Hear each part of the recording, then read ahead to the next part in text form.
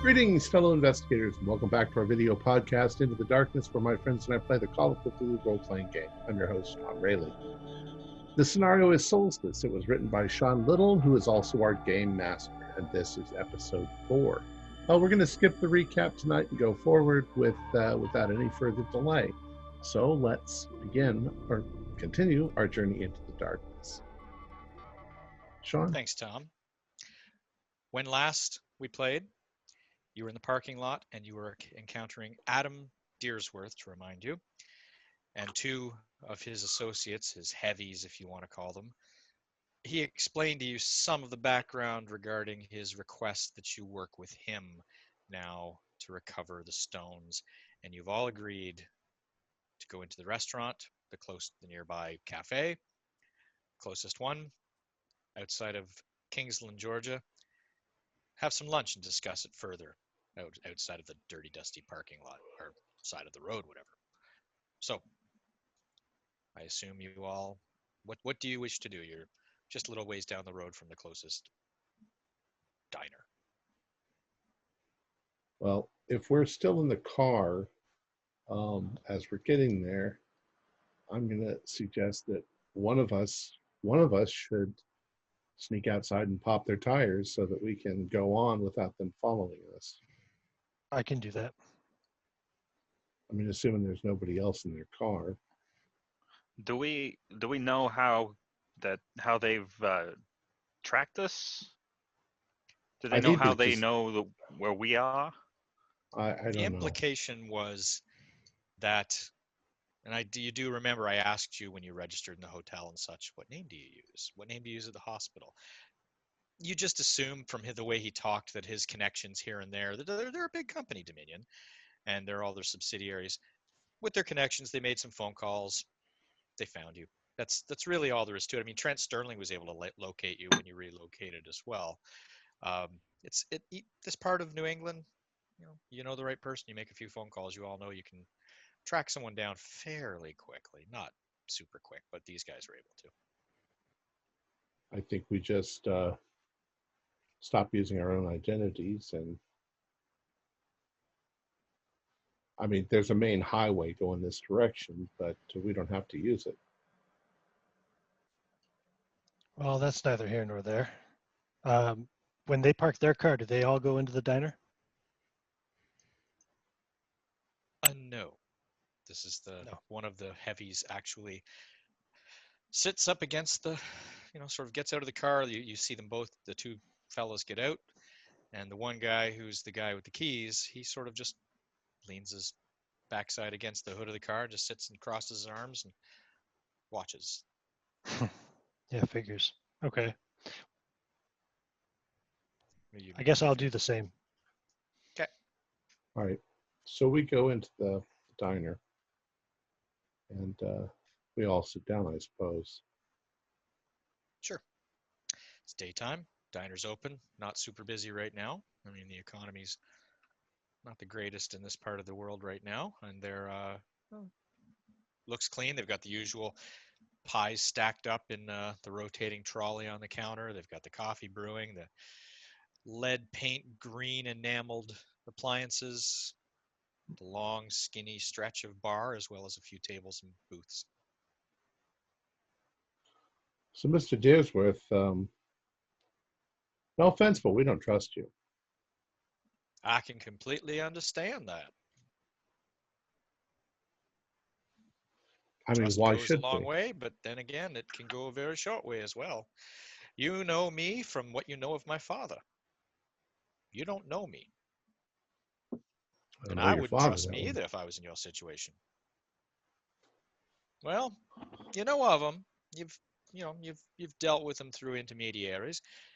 But I'll tell you, the things he was doing went against what I do, and he had this opinion of me that I was a lazy lazy about because I wanted to study things. I wanted to go to school. I wanted to enjoy myself in books and libraries. And I was the one that helped him find the things he was looking for. But I'm telling you, I don't like what he and his friends were planning to do with them. Just tell us if what were they planning on doing with them then? Well, I started out after school thinking this was all mysticism, mumbo jumbo kind of stuff. But the more they brought things back from around the world with your friend, Mr. Montgomery, I saw some strange things in that warehouse and other locations where things were sent to me to take a look at. I saw some, not just the glowing lights and the strange noises that you hear if you walk through that warehouse, but I read the accounts and I saw things I just couldn't explain. And the more I looked into it, the more I realized these things had been seen by others as well. But they planned to use these stones, these 3 stones as you see fit to collect. They wanted to use those 3 stones to control the country. And you don't have any desire to do that. No, I'm a man of science. I'm a man of education. A lazabout in his eyes, but I don't have any desire for power. I like collecting these things just to examine them, but I know they're not mine. Well, you said destroy them the other day or earlier. Yes. These 3 things, I believe, are dangerous for anyone to own, to anyone to possess. Nobody should have these. Nobody needs these. Well, do you have any idea where the third one might be? All we know is the gentleman, I'm sure you are knowing of his name now, Mr. Debussy. He worked for us in Northern Ontario, and he absconded with the one last stone that we know of. They're called the Power Stone. It had another name, which I cannot remember right now. Well, Mr. Dearworth, how do you destroy these? I mean, can you just smash them? They're just rocks, right? Have you tried poking at the ones you got hold of? Not me personally. I don't know if anybody else has. I had access to one of them, and I'm telling you, no matter what I used, I couldn't mock it. I couldn't damage it. I didn't want to damage it, but I wanted to see how the strength to try to identify the type of rock or material this was. I wasn't able to do much of anything to it. I have a feeling that when you put all 3 together, something happens. Perhaps you can destroy them at that point. Or perhaps the best thing to do is to take them out to the deepest part of the ocean and drop them in. I don't know. But I'm willing to try.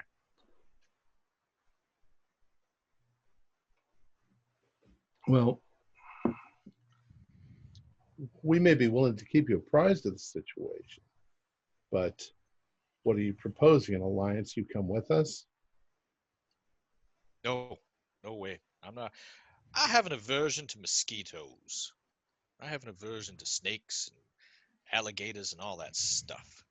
And as we know, as I know, as you know, chances are that we're going to have to go outside of the city limits to find this object. And I don't particularly want to go there. But I'm telling you, you have my support. If you're looking for money, I know you've already received some funds from Mr. Montgomery, who is no longer in our employ. But if you're looking for some money or some funds, you need some contacts, I can certainly assist you in that way. Well, we'll call you if we need you. Here's my card.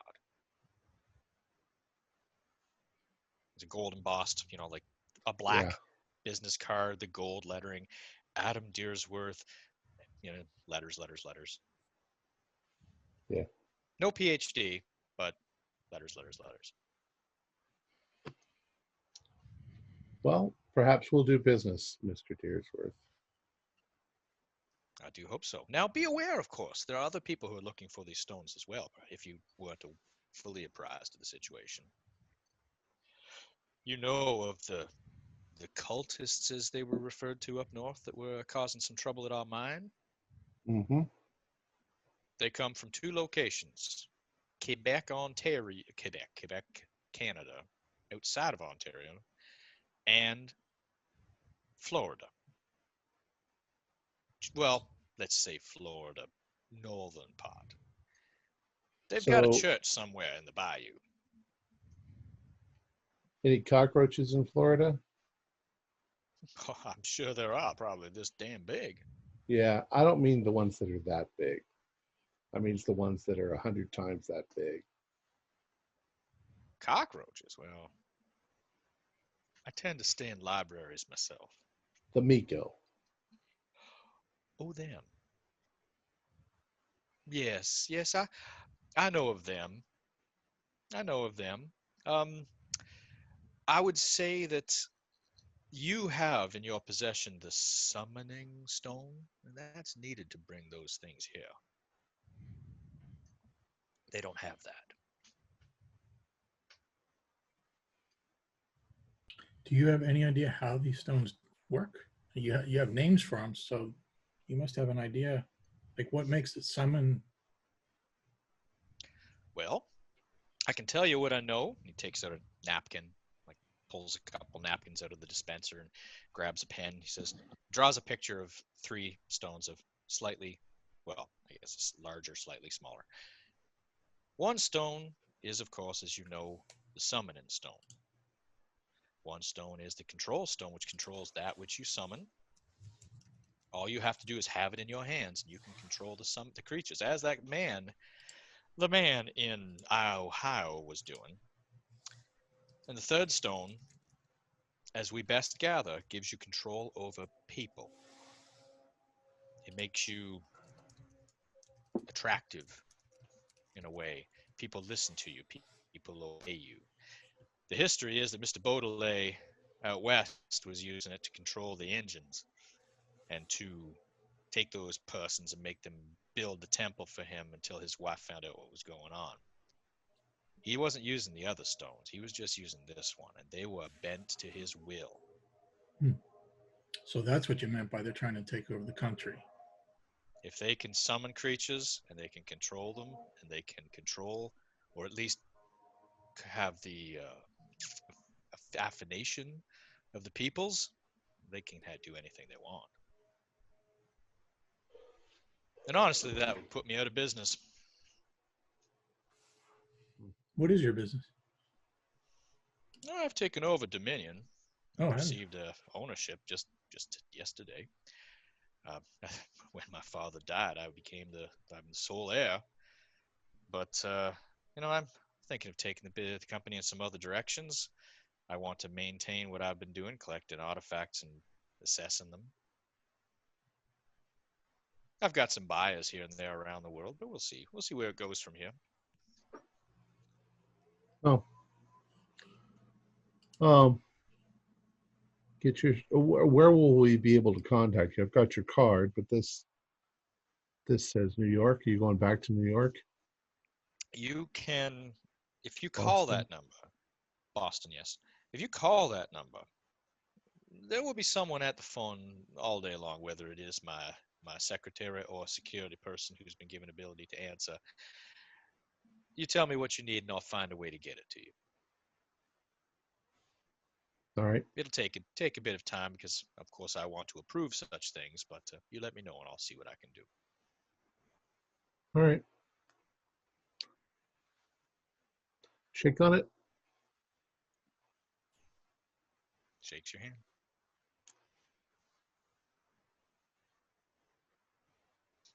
He gets up, hasn't finished anything. He got a coffee and he might have ordered a piece of pie or something. Played with it with his fork. He didn't eat anything and just sort of walked away and wiped his hands on the napkin and folded the napkin neatly, tucked it underneath the plate, and dropped a $10 bill on the table, which more than covered everything everyone owns, everyone purchased. And then does he leave? He leaves? Yes. Okay. In the meantime, just while all that's happening, John, you're sitting on the edge of the car and the other guy's staring right at you and you're staring at him. Are you conversing with him or doing anything during this period of time while they're inside? I'll light a cigarette. Offer him one. And he slowly stands up, walks over. Thank you very much. Eyeing you, keeping his distance, but he takes the cigarette. It's fine. I guess we're both doing the same thing, so. It's a job. How's yours pay? Pays good. Bit of travel. Don't get home often on weekends, but like I said, the pay is good, and if it's a slow time of the year, I got enough to carry me over. You, how's your work doing? Whatever it is you do. Oh, it's doing just fine. Where are you guys headed? That's a good question. Don't know. You? Following you guys. I guess we're probably heading back at some point. Well, I appreciate your honesty. No, seems pretty straightforward that you could guess that's what we're up to. He kind of kicks the dirt and looks around, sort of moseys a little bit back towards his car, looking around. He's pretty nonchalant about it. He's not like watching you like a hawk now. He's dialed it back a bit. Yeah, what kind of car does he drive? Or do they drive, I should say? Same kind of big black sedan that the father drove, but it's not as shiny. It's not as tidy. It's got dust all over it, a few scratches here and there. And you can tell by looking at it, it's had some dings, and the dings have been half-ass repaired. Yeah. They haven't replaced a fender. They've, used a ball peen hammer and something soft to bang it from the inside, straighten it out a bit. Yeah, it's a yep. Same car. All right. Well, I think this guy would probably whoop my ass in a fight, so I'm just gonna stay out here, smoke cigarettes, make small talk, and okay. I'm not gonna try any bullshit with him right now. All right, easy enough. Do you want to do a spot hidden for the hell of it? Yeah, sure. Ooh, that's passed. 63 is a normal success. Under the collar of his shirt, as he turns and looks up at something, you make out tattoo, something under his shirt collar there. It's dark blue, like a homemade tattoo. Doesn't remind me of anything or anything I've seen before, though, right? No, I mean it's prison kind of thing you'd see on a prisoner. Yeah. Yeah. Okay. Yeah. I'm just gonna lean against my car over here. Well, not my car, but Dr. Sure. Brody's car, is it? I don't even know whose car it is. I assume. Yep. And you've still got the trailer, I assume, all of you, with the balloon. Oh yeah. Do you? Okay. That's why you're not making better time. I'm not going anywhere without that balloon could be a great way to dispose of those stones, right? Cool. Yeah. All right, enough. He doesn't discuss anything else. He just sort of wanders and meanders until Earsworth comes out with the other fellow who never said a word, all of you, during the entire discussion. He just sat. He got a piece of pie as well. And after a few minutes, while Deersworth was rambling on, he scarfed down the whole piece of pie in like 4 bites, chugged a whole cup of coffee, and then he went back to strong arm watching you. I want pie too. Sounds good.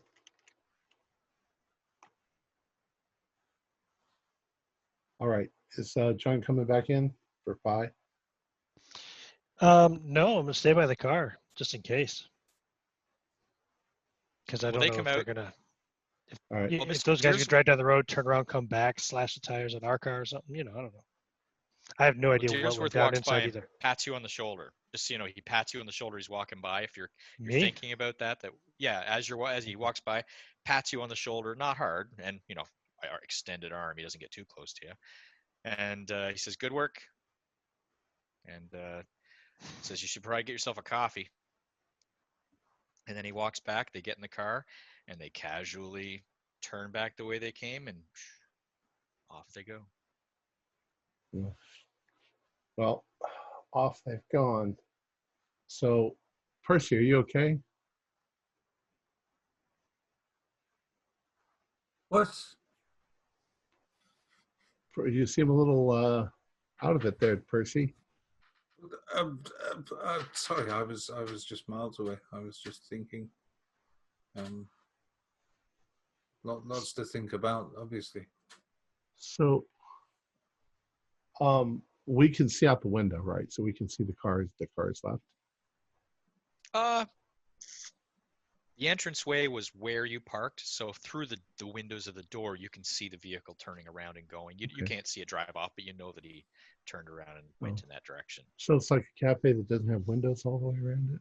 No, the windows are on, say, the okay. North, south, east, west. The windows are east facing the whole.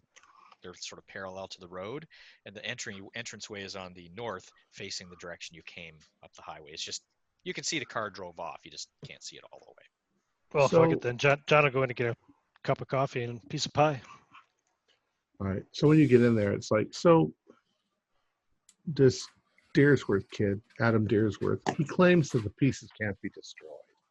I mean, we could try, but I'm thinking if they can't be destroyed, why don't we disguise them? We could go to a foundry and have them poured into the middle of anvils and then just give the anvils to some smithies around the world. People have anvils that are 200 years old.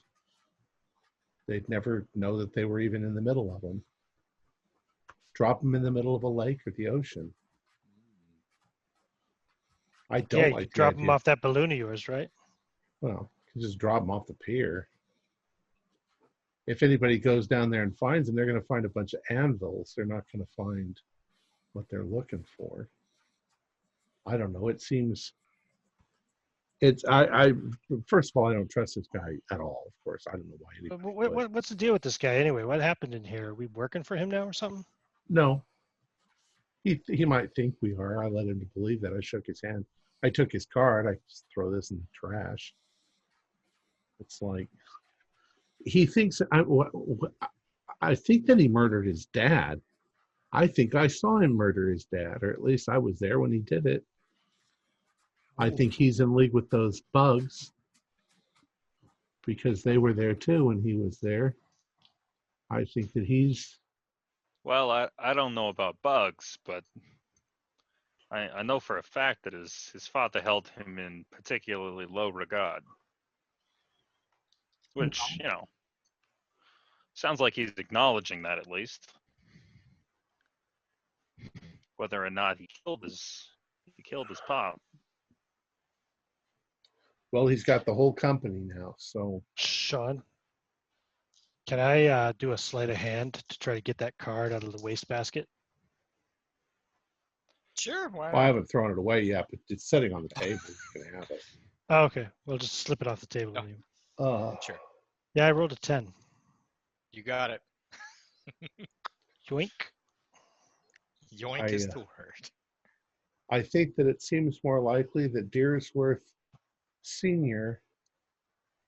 was probably just collecting curiosities and was curious about how they work, and that his son, who claims to be educated, maybe knows more about it and was attempting to use them for nefarious purposes. I don't know. It doesn't make... None of it makes any sense. He doesn't even want to go there and find it himself. But I think that if they're following us, I don't think seriously that he's gone back to anywhere. He's watching from the sidelines. We're going into danger, and he is letting us go into the danger for him. So what does he pick the rocks off of us like vultures? Yeah, he wants them, right? He wants them. I think that we should try to smash them. Yeah, we shouldn't give them to him anyway. Fuck that guy.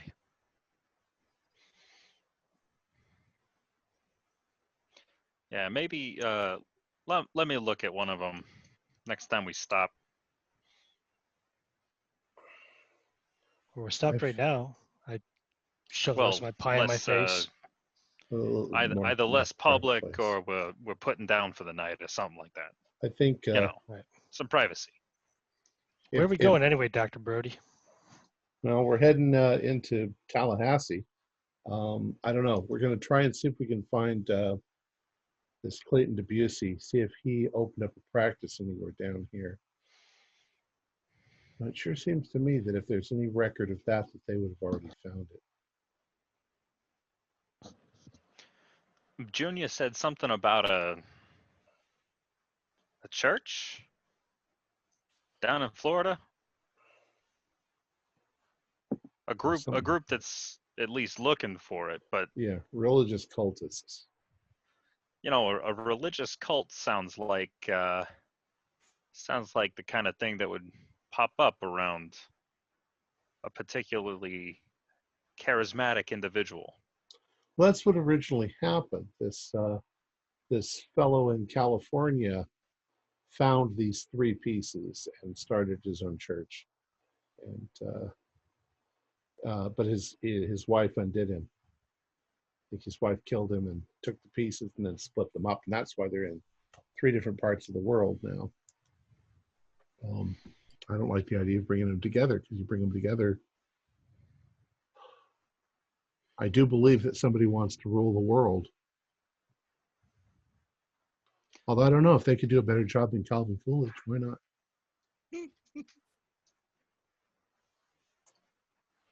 I mean, who wants all that responsibility? Yay, I get to rule the world. Yay, I get to do all the paperwork. Well, I mean, at that point, you'd divvy out some of the workload. So it turns into a job. Yay, I did all this crazy shit. Now I get a job. Or I have to do shit. People management. Yeah. Hey, people have done worse for jobs. But you know, if history has a way of repeating itself, then maybe this power mumbo jumbo rock thing, maybe it started up another cult. I'm sure it would. Maybe we need another disgruntled wife. If it imparts charisma on the person who's got it, then maybe we just need to look for some crazy wild new cult that's religious cult that's popped up. Yeah. Probably it'll be pseudo-Christian. You know, it'll pretend to be Christian, but it'll be something else. Yeah, with like snake dance and whatever. Oh. That kind of junk. Well, I think like that voodoo shit. I think in her original, Amelia's original notes, it said that her husband was involved in some sort of sexual orgies. So I suppose if you're a hedonist and you get a hold of that thing, then you have sex with everybody that you can, because they obey you. Well, I know Parsi looks fetching in a dress. Maybe we could set him up as the wife, and we might all get violated in this one. I would prefer not. You know, going on a road trip without telling the wife, I'm probably in enough trouble as it is. She's going to be furious.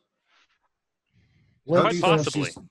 How do you think she'll react to you having converted to Hinduism while you were away? That's going to upset her greatly, surely. What are you talking about? I'm sorry, I didn't mean to offend you. I hope I haven't spoken out of turn. Hindu. You're wearing a turban. I'm not wearing it. This is it. You've seen the dent in the back of my head. You're welcome, by the way. I'm really very confused as to what's going on here. I feel like I may have missed out on something. Is that Mick talking, or is that your character talking? That's my character talking. Oh, okay. Don't mistake my confusion for the confusion of my character. Thank goodness. because I was going to agree with you. Yes, I haven't got a clue what I'm saying either. Listen, all I can think of is let's get into Tallahassee. Let's Let's find that let's- doctor you're looking for. do some research, see if we can find the doctor. See if we can find some crazy weird cult that's cropped up. That's, everybody's saying, oh, he's got so much charisma. That might give us a good clue as to where the thing is. And I'm not buying the whole thing. These can't be destroyed. We can sure try. Anybody's got a sledgehammer? If they If you can't be want, destroyed, I can. if they put can't be the, destroyed, there's no harm in trying. If you want, I can put the stone somewhere safe for you. Where is safe? Locked away in a vault. Locked away in a What kind of vault. These vault? things might have a way to find these things. They seem to find them. Could drop them in a volcano if we could find an active volcano. Want to go to Hawaii? It's not a state yet, but it will be someday. Did I misunderstand something? This cult or church thing? I thought he was referring to that was out west with the person that held. He said there were two of them. One was out west and the other one is. You said Well, one yeah. in Quebec and one in Florida. Oh, I missed that. Okay. He said there's the same cultists. He was saying that they exist in Florida and in Quebec. Which What, explains why some of the ones that showed up at the Dominion mine site were French-speaking persons. Remember, there were some French-speaking persons that came to work at the mine, and then they were actually the ones that were involved with setting fire That's to the records right. office. The weird really remember ones that at all. that nobody. No, you don't. I'd forgotten about that. The weird ones that nobody would talk to, or they were very strange. Now, Doc, let's not be talking about weird ones here. Yeah. All right. You guys done? Get in the car. Yeah, let's go. I still Yeah, I think they're think going to follow us, but I think I'm all right. Yeah, I'm Did, sorry. I couldn't do anything with their car. That big guy was out there the whole time. by the way, Took turn twice around. my Did he size. put anything on your shoulder when he patched you on the shoulder? Track do you mean? GPS, but What do you mean? I'm like, I mean, these guys use magic, so maybe they put some sort of tracking device on your shoulder. what do you mean these guys use magic? They summon monsters from outer space. They use. Jesus Christ! Take off my jacket. See if there's anything on it now. Right, paranoid, there's right. nothing Yeah, on you your crab side. monsters. Yeah. not even a kick me sign. There's nothing. It's just Nothing. All right. Fuck. Yes. Don't do that to me. gives This is you an the expensive heebie-jeebies. jacket. All right, let's go. All right, let's go. Who's driving? Somebody else drive. I don't want to drive. I suck can at drive. driving. I'm gonna sit in the back seat and look Oh, out I the can. window. I can kind of. Oh no, this is not my character. This is my character. Not Percy. Yeah, I suck at driving. Jimmy's always volunteering to drive vehicles. If this nosebleed subsides, then I can drive. The guy with the Actually, bandage right on. now, you say that, Stanley, but you're with your nosebleed and a little bit of headache that you've got, you sort of think to yourself, you don't remember how to drive. So it's kind of like you're like, all of a sudden it overwhelms you that like the ability, Huh. the clutches, and it's like, well, maybe you shouldn't do that. Jimmy, Yeah, it's surely like, over the it's years like you've riding learned a how to bike. drive. It's fine. That's fine. If you need me to drive, I could probably do it. Now let's let Jimmy drive. I didn't think I was allowed to drive. Well, that was years ago. Surely you've learned how to It drive. was a year and a half ago. I'll drive. Give me Whatever. the keys. I drive. Yo. All right. Well, you guys have two ways, really. There's, other than using back roads, there are two ways to get to Tallahassee, Florida. One cuts through the northern part of Georgia. I mean, there's lots of ways to go, but other than back roads, there's head down, like you can scoot around Jacksonville and just go cross country west, or you can do some kind of wig-waggy ways according to the maps through like St. George, Jasper, some places in Georgia and Florida. He little more knows we're going to off-road. Tallahassee, so we might as well just go to Tallahassee. Okay. It's about probably with your vehicle, it's probably about a 5-hour drive, and it's I think we said it was like 11 o'clock or 12 o'clock or something. Oh, still 5 hours. Um, I can do it in 4. that's right. You're a fast driver. I think that I'm going to get as much cash as I can on the way, so that I don't ever have to pay for anything with any other means but cash. That way he can't trace it. They have credit cards back then? I'm sure they had some sort of credit card, didn't they? I don't know. I don't think so, man. I think the first one was 19 Diners Club or whatever, wasn't it? Like 1965. Oh. They might have had, they might have had a checkbook, maybe. Well, then we're not going to use our names. Easy. I'm Dr. Brody Owen. Daniel Percy and Yeah. But I will be Jimmy Marsden. Marsden Jimmy. They'll never figure that out. All right, let's get to a hotel. all right. It's a long drive. You've been driving a ways, but you had a bit of a break, so you're doing okay. Are you going to switch it up? Anybody for the 5 hours? Anybody else going to take over for a bit? We'll take turns. Okay. Weather is pretty good for this time of year. You have no rain. It's not super hot. You have the windows open. Well, it's not like you have air conditioning or anything. It's a nice drive. People dozing off. You don't notice anybody behind you. You don't see anybody trailing you, anything like that.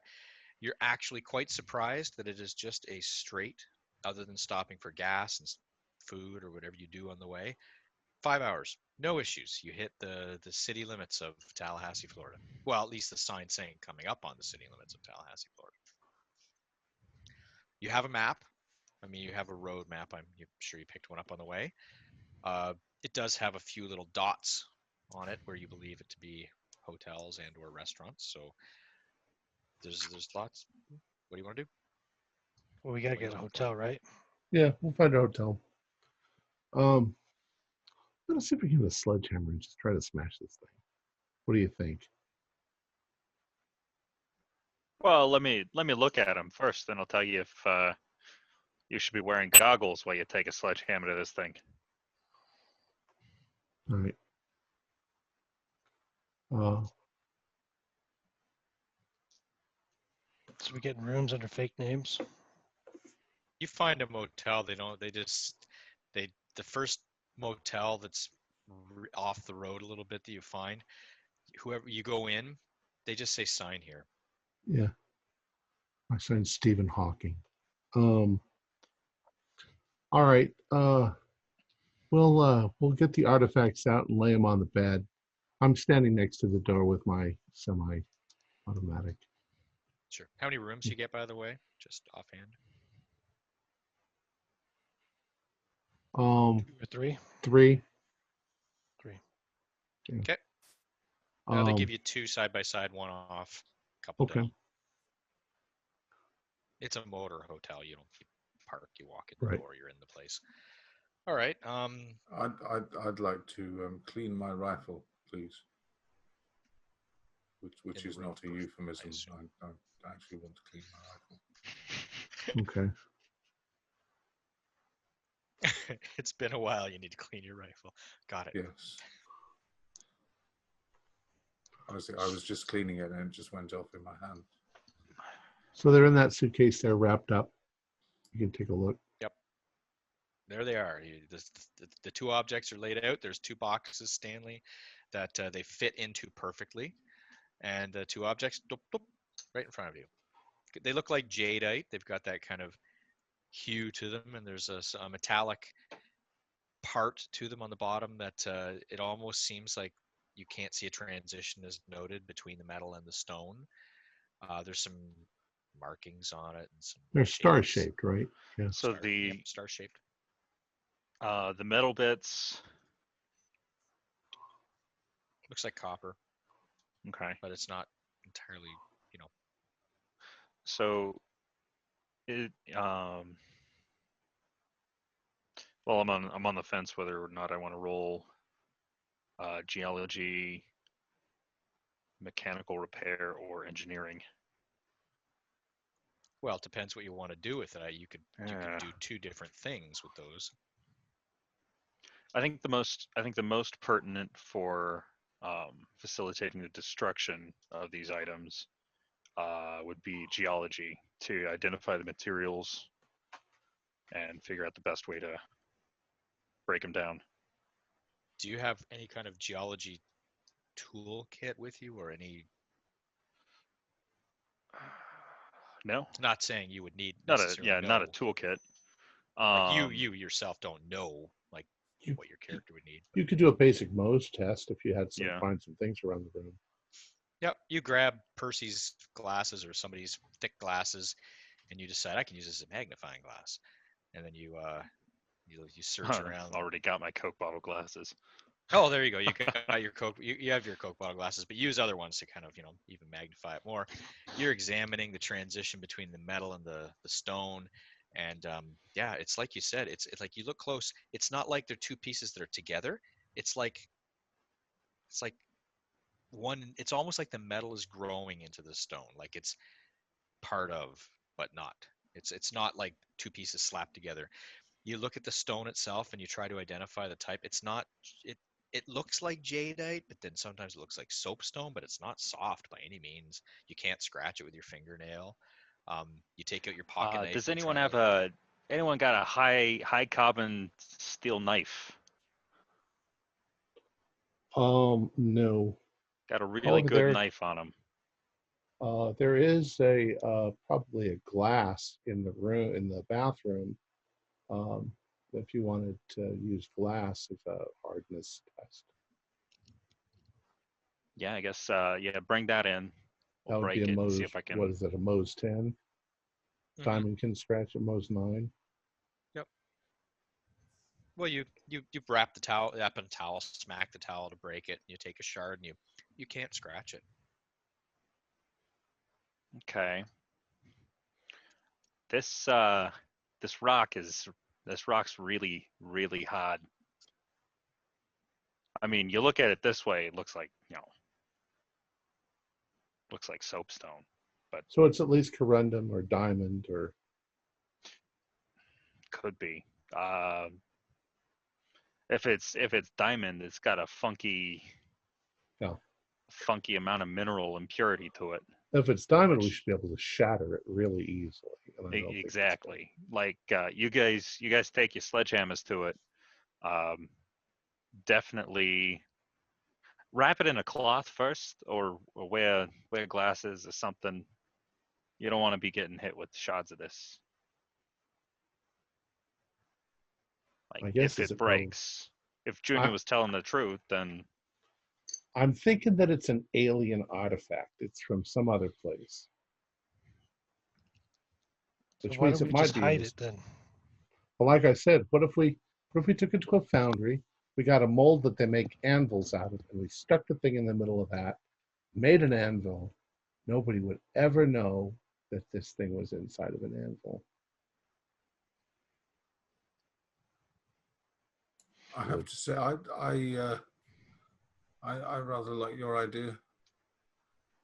It seems quite sensible. Great. You know anybody with a foundry? I'm sure there's foundries around. If there's an anvil salesman, find out where. So you're gonna buy That's me. 3 custom-made anvils? Yeah. Well, that that the might be plan? the problem there, is actually trying to explain to them what we're doing. Yeah. There is a metallurgical department at the Miskatonic U, so you are able to. That's all the way back in Boston. I know. Just keep doing that. Screw that.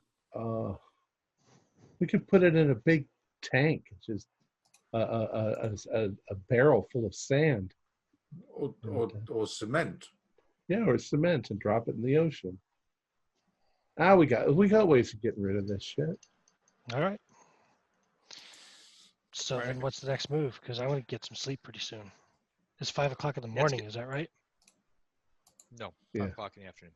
Oh, Well, in the we've had a afternoon. I'm sorry. 5-hour long drive. the We're the exhausted. sun's still up there, John.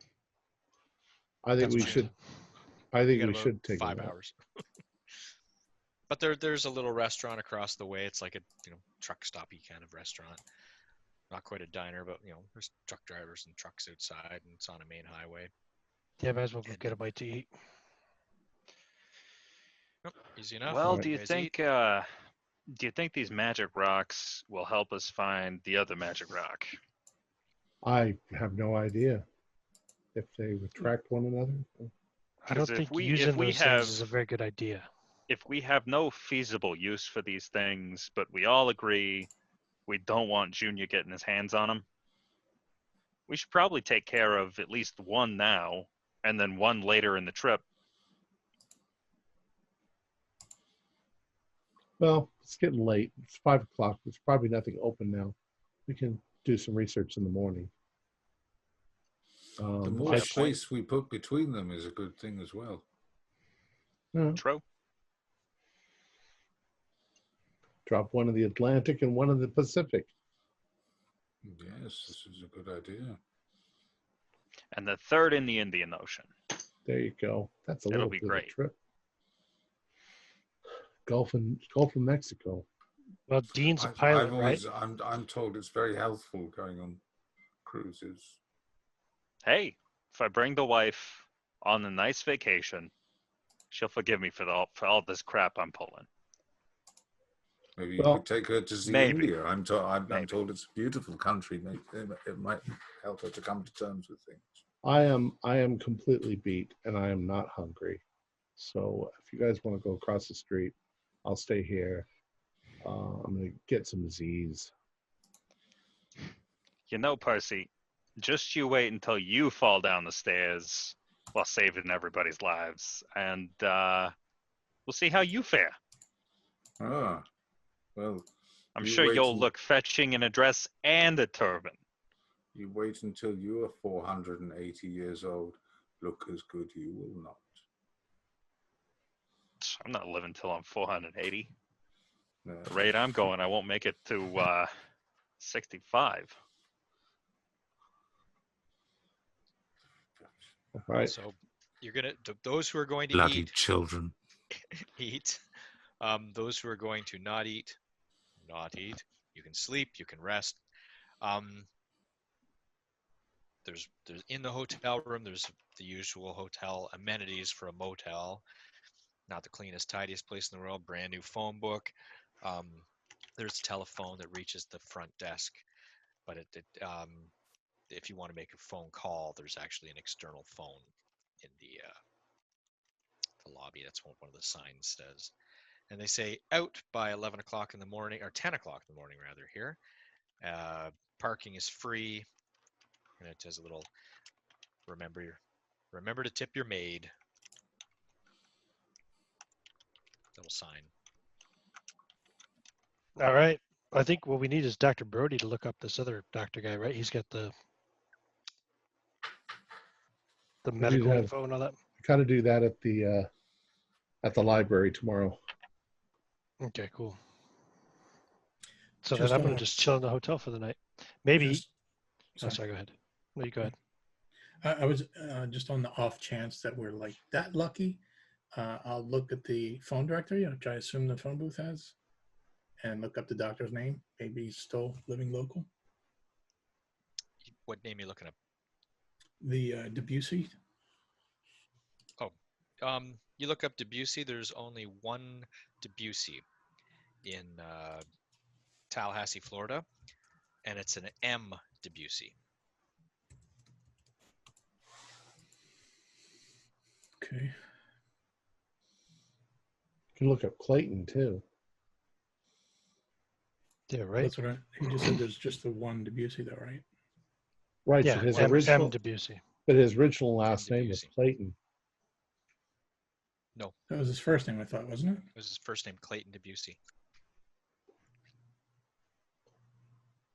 Right, but that's the fake name, right? He was Perry's dad.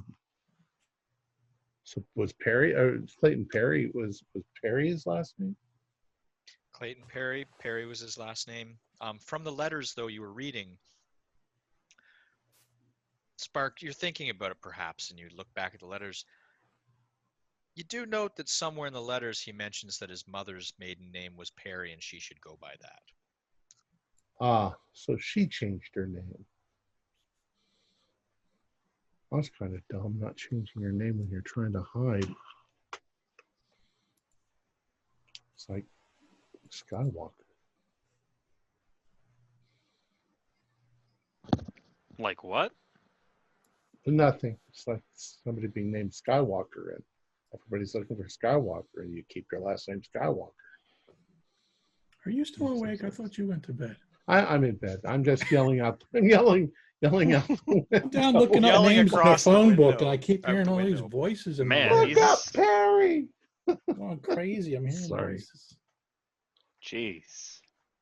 These walls are thin. They are very thin, but yes. It's like there's wallpaper and more wallpaper, and there might be something in between. All right, so anybody doing anything else other than eating, sleeping, and Jeff's looking something up in the phone book? I'll just ask Sorry. Jimmy. I'll ask the person at the hotel desk if they know where I can get a bottle of hooch. Gives you a wink and says, "What you looking for?" It depends what's available. A couple bottles of something for me and my roommate.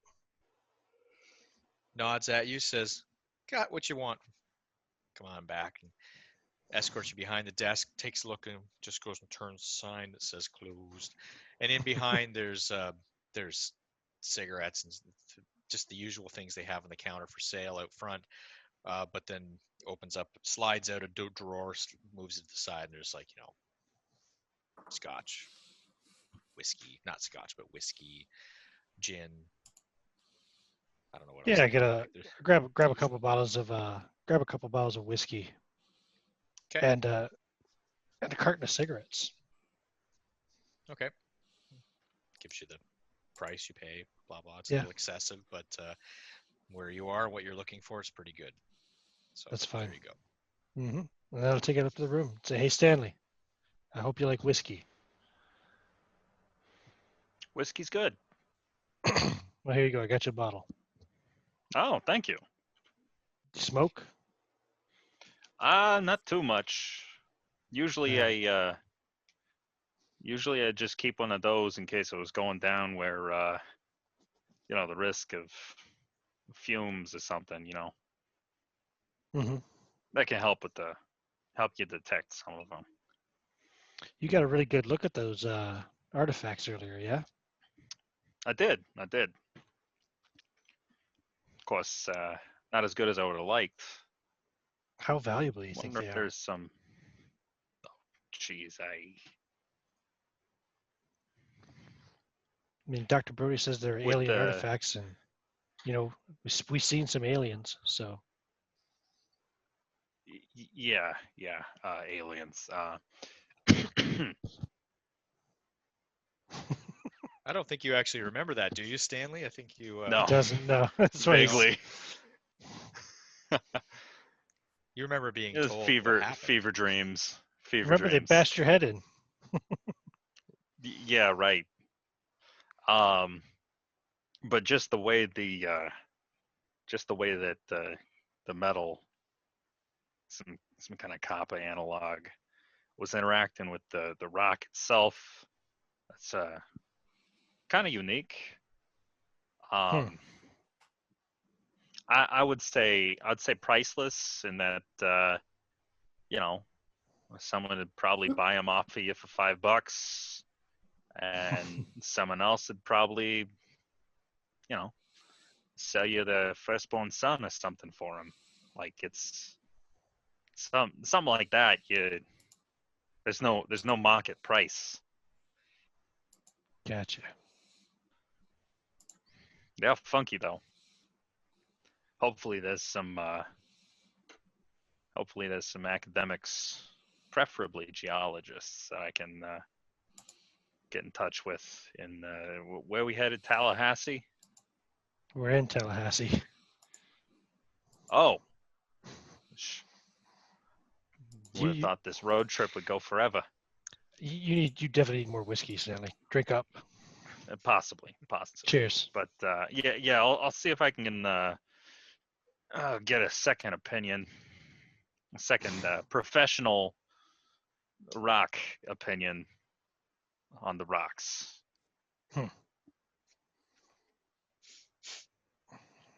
Who's in whose room? I know you two are together, Stanley and John. Yeah, Percy, Jimmy, and Dr. Brody. Oh yeah, Dr. I trust John with my life. He's a good sort. Very, very trustworthy. I expect him to take care of me. Who's No, who's we had 3 who's in- rooms, so either somebody's who- in with me or you two are in together and I'm alone. I assume John and Stanley were together. Right. Percy, Jimmy, you, Dr. Brody. I just need to know who's in whose room. I'll stay with Percy unless he objects. Okay. So I'm in my own room. Okay.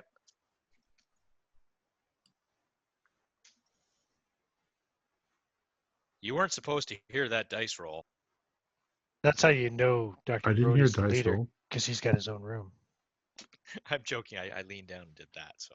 Oh, I didn't notice. All right. After So a while, this every- just sounds like nothing. Yeah. So you're back from your meal, I assume. Everybody's kipping out for the night. Mhm. Unless you're doing Yeah, something definitely. else. Stanley and I will get pretty drunk. Okay. You guys get pretty loaded, and eventually you both drift off into sleep. Percy and Jeff, could you make a not a spot, a listen roll, please?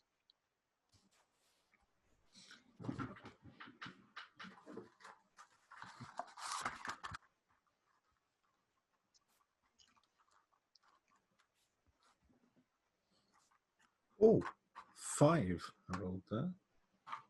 Which I'm assuming Regular is better than my listen, which is 50. That's an extreme. Wow. You hear somebody fiddling with your doorknob in the middle of the night, Percy. You hear it first. Jimmy hears it almost immediately afterwards. Jimmy, you're just sleeping. You hear some kind of noise that you think it's like the wind knocking the blinds against the wall or something, against the window frame. Mhm. But Percy, you absolutely hear that somebody is fiddling with the door handle. Oh, I'm going to fetch my shooting stick, and I'm going to creep over to the door, and stand behind it, poised, with the blunt end ready. Okay. Jimmy, Do I see him do that? you after you sense him, you can tell he's up in the darkness of the room because there's light coming in through the blinds a little bit. You see him get up and stand on the other side of the door, or beside the door like he described. What are you doing? There's someone fiddling with my knob.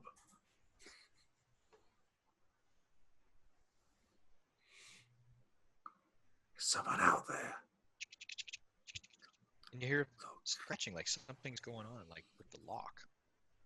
Get ready. I have my rifle under my bed. So without Mhm. getting out of bed, I'm going to try to reach over and see if I can grab it. Roll dexterity. It's dark. Yeah, I didn't really plan on using it, but 40 is... But you didn't plan on using a rifle in the hotel? I wanted it near, but I didn't think I'd need it in the hotel. Yeah, I passed. Okay. You get it. Whoa, Jeff! He just disappeared. He did. He just vanished into the bookshelf. Bang, bang, bang. You get it. What happened to Percy? You do get it in time. I'll wait for him. Oh, poof. It is like Doctor Who. I think Percy's half Tindalos. Yeah. All right. He emerged from the corner of that room. It's muted. I just went out and got a prop, Ah. Oh, and it only shows up if I hold it in front of my face. Because if I move it, it disappears back into the it other is parallel magical. universe. Yeah, it's. I keep buying things from parallel dimensions, and you get grifted. They all come from Chinese parallel dimensions. They're rubbish. Look, you can see another dimension through It's it. like Romper Room. You can see through it. All right. As you are standing there, and as Jimmy is sitting with your rifle in Poised your with bed, my poised, trans-dimensional shooting stick. the door, chink, the latch, the doorknob latch comes undone, and the door opens, and in steps somebody in dark clothing. It's a leather. You can tell it's a leather jacket. Say like the light reflecting off the. Oh, a trim, leather leather. jacket, is it? And he's got in his hands a wrench. Some sort of bloody rockabilly hoodlum. Friendly neighborhood mechanic. Oh. Well, I'm told in your him room. I'm holding gonna my shot. I'm gonna hit him over the wrist of the hand that's holding the wrench. Roll to hit. I do a lot of brawling with this character. We're about to see why. That's a that's a regular hit.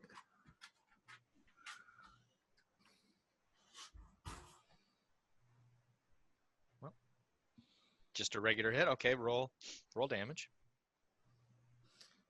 Which is 1d8 damage plus my damage bonus, which you would think at this point would be negative, but is actually 0.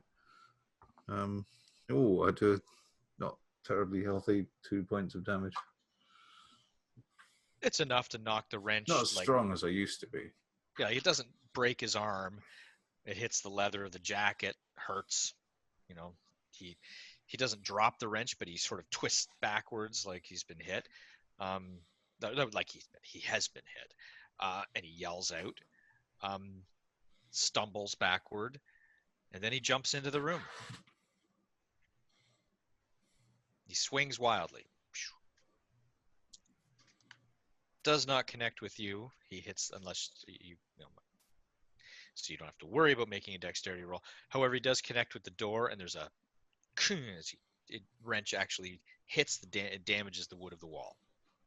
Bam! And everybody else, roll a listen. What, do you want a penalty die on that? Yes. Just tell me how close you are to success, and I'll tell you. I'm 99, so I'm apparently You're asleep. out. That is Even an with the- 85. I am enjoying my hooch.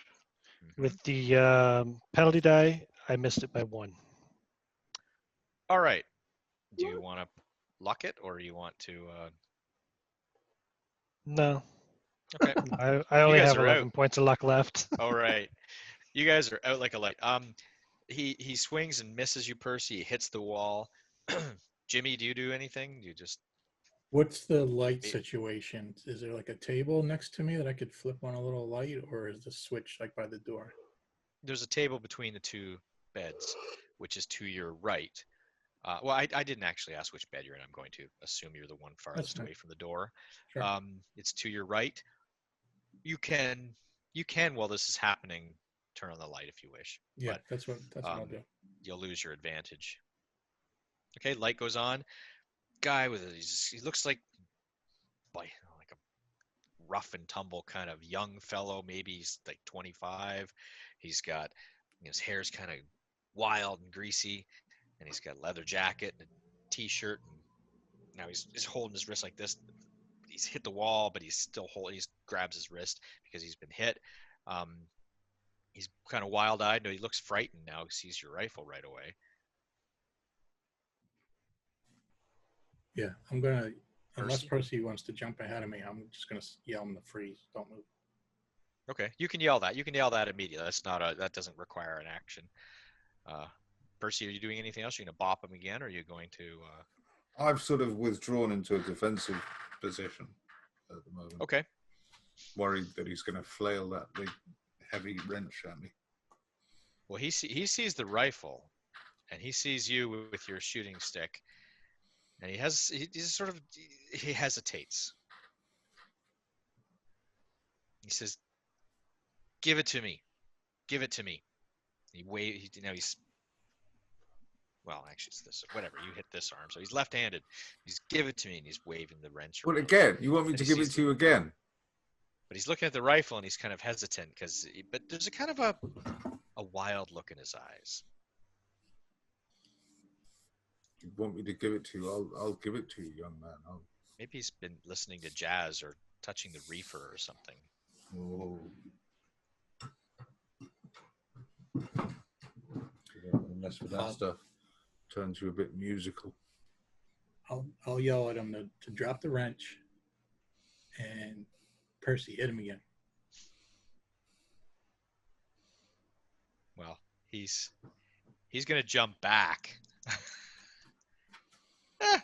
And he jumps back out of the doorway and he says, "We'll be back." And he starts running.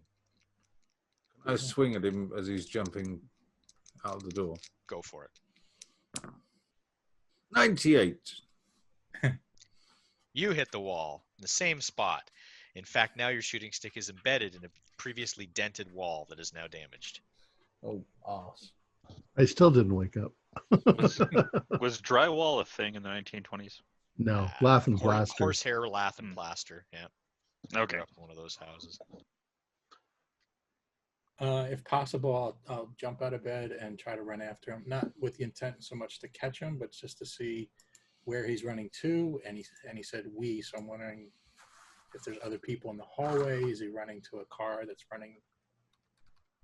He's running actually to the left, away from the hotel, away from the diner, into sort of the highway. Like there's a street light out front. He's running towards the darkness between the street lights. Like, Geez, that Stan, way. there's some noisy people in this hotel. Are you gonna chase him, Jimmy, or are you just gonna kind of? Are you gonna give chase, or are you just gonna give up? That should be a T-shirt. Give chase or give up. He said we. I'm assuming I'm by myself because Percy. Are you following or no? Percy's probably yanking the stick out of the wall. That's what I was thinking. I'm still busy on the stick. Yeah. He's been doing that all night. He's yanking on his stick after someone was rattling with his knob. All night. Dirty-minded little scoundrel. So I realize I'm totally alone, and he just ran into the dark, and I can't see too well. So I'm just going to hold my ground and listen for a car at least. You do hear a car start, a pickup truck, and you hear a door open, well, a door shut really, and then in the distance you can see a truck beetling off down the way you came through the next street lights and up the highway. Okay. We each got a good look at him, right? It wasn't one of the thugs from Mr. Deersworth. He wasn't the thugs that Deerworth had with him, the heavies, they were in suits. Yeah. Not great suits, Yeah. but they were suits, and they were a little bit threadbare in the elbows, but they were collars a little misshit, but they were still wearing nice clothing. This guy's like a mechanic off duty kind of kid looking. Yeah. Okay. But he's wild-eyed. I mean, it's one thing you notice. His eyes are kind of red rimmed around the eyelids, around the eyes themselves. All right. I'll make my way back in to check on Percy. Okay. You're in. Percy, you've got your stick free of the wall. Oh, thank goodness. I was rather attached to that, you know. Nice shot. It's a shame we couldn't get the bugger. Dr. Brody, you hear talking now. I'll just say, Oh, so the I amount start of to wake talking up? that's going on. Yeah, the yelling. You start to wake up. I'll let you guys have to actually make listen rolls if you want to try to wake up, because otherwise you're just zonked. You're just irritated if you hear something right now. I get up and I look out the window and I see Jimmy Yep. You Jim, see Jimmy returning with his rifle in his hands. I open up the door. Jimmy, what's up? Somebody just tried to break into our room and attack us. He said he was looking for something. He wasn't specific. One of those thugs from this afternoon? No, that just some local kid, some guy with a wrench, looked like a The hell was he looking for? mechanic. I don't know. I don't know. How did he find us? Unless it was just he was Just some looking guy for looking cash. for money for drugs, maybe. Could be. That's a weird coincidence, though. I would say we should probably at least be on a more watchful lookout, maybe. We always keep assuming that nobody's following us, and every time somebody finds us, so If somebody's following us, then they've got to have some way of finding us. I don't get it. I mean, if they wanted us, they could just come in and kill us all and take it. It's like some weird cat and mouse game. They're like cats just playing with their food. Why don't they just get it over with? Take it, you know.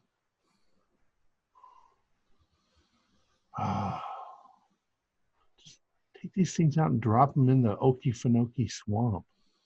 that's what I was going to say. We just drove through 4 hours of no man's land swamp Feed them to an area. alligator.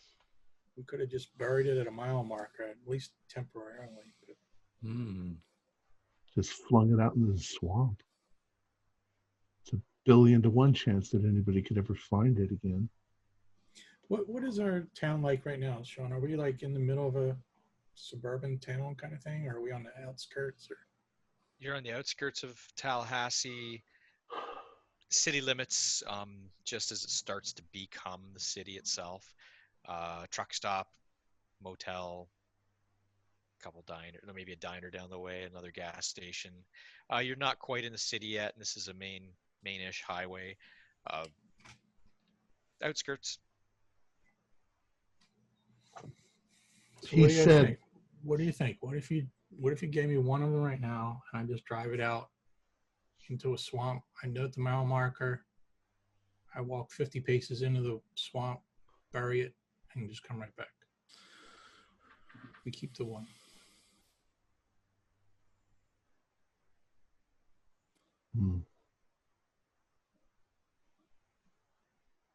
I like the idea, and I'm afraid of the idea too. You might just be waiting for us to do something stupid like that.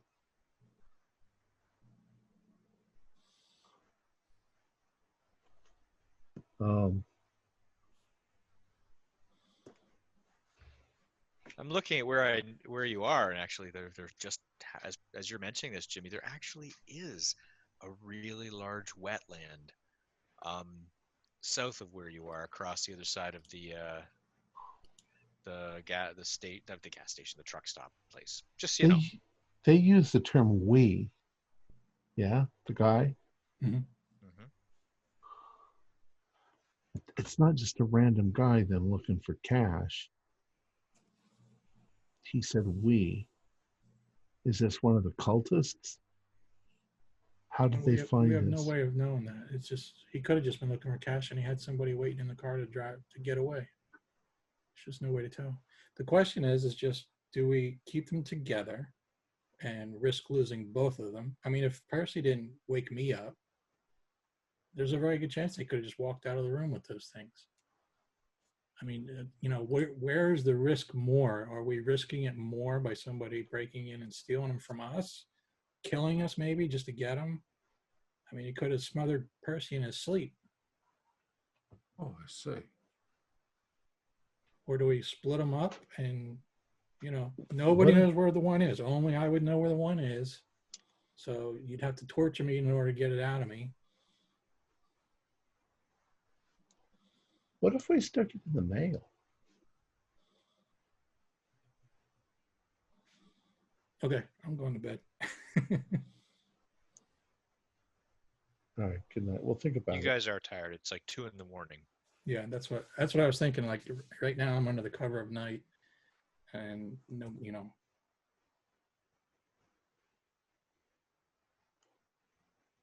It's up to you, Dr. Brody. If you don't want me to do it, I won't. Not tonight, Okay. but we'll think. It's not a bad idea. All right. Good night. Okay. Is that it then? Yeah. Okay. You lock your doors. You go back to bed. No issues till morning. You wake up in the morning. Not till morning. I mean, morning comes. You wake up. Wash whatever the heck you do. I assume you're gonna probably get some food, maybe whatever you're gonna do. Yeah. You're back on the highway, I guess. What are you gonna do from here, though? Library first thing. See if I can find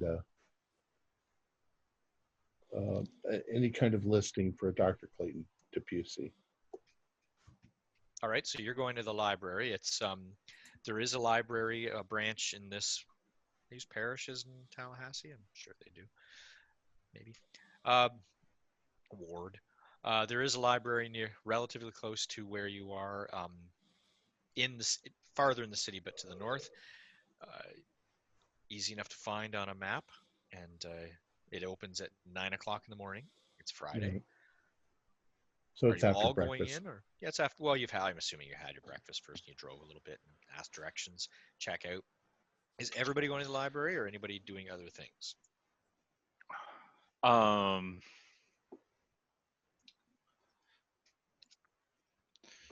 Let's see. Check your message, Percy.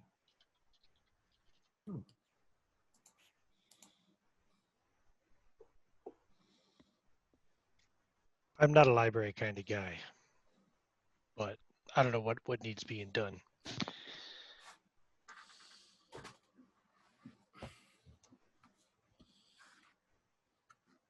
I am of the opinion that I should visit one of the colleges around here. Might be one. Should be one. It's the capital of Florida. Yep. But Absolutely. and see what the geology guys can make of one of the samples here. Okay. All right. That's. Oh a good yeah, one. so you could take one of the stones. Yeah, one of the things. I'll take one of the rocks. Go to Oh well, I'm not sure I like that Florida idea. State. Jimmy needs to go with you if that's the case. I'll go with Stanley. I'll keep an eye Sure, on him, make sure sure. he's all right. Yeah, no, Jimmy or Percy. Well, both of them. All right. I thought you guys were going to the library. Yeah, well, you have no real vested interest in our campaign, if you will, and you keep talking about how valuable you think these things are. So I'm not going to let you guys walk off with one of them all by yourself. Sorry. Fair enough. Hey, I just want to see if we can actually get a reading on the hardness of this thing and whether or not it's radioactive. Jimmy, you willing to go? Because with them? if it's radioactive, we should probably wrap it in a little bit more than these boxes.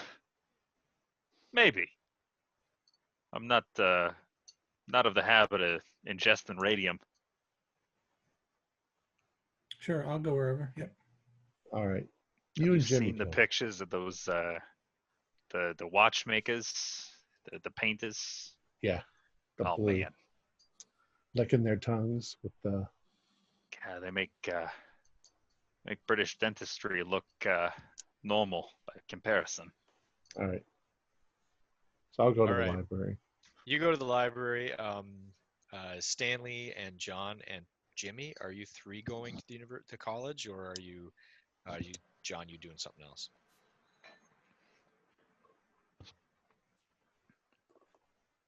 No, I'll go. I'll still go with them. Me, Stanley, Jimmy. That's fine. Yeah. Okay. Just And sorry. First, I'll go to the library. perfect. Okay. Well, so I guess you're leaving the two of them at the library, and the three of you are driving. Then that's the way you're going to have to do it. Percy, and Dr. Brody, what are you going to search? Where are you going to search? I mean, you don't have to give me like exact details, but what? Well, I in want to see if general there's any registry things? for doctors, specifically Clayton Debussy, or something similar that might be, he's using a fake name. Okay. Absolutely. There is a registry, American Medical Association books in the reference section for the year of, and there are registered doctors for the state. So Okay. you can go and you can find it for any years you want.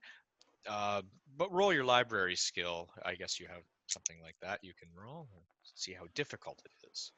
Jiminy Christmas, 96. It'll just take you a while. It's not. I mean, you're looking up a name. It's just a matter of finding the right books. Percy, are you you're assisting in this, or are you doing something different?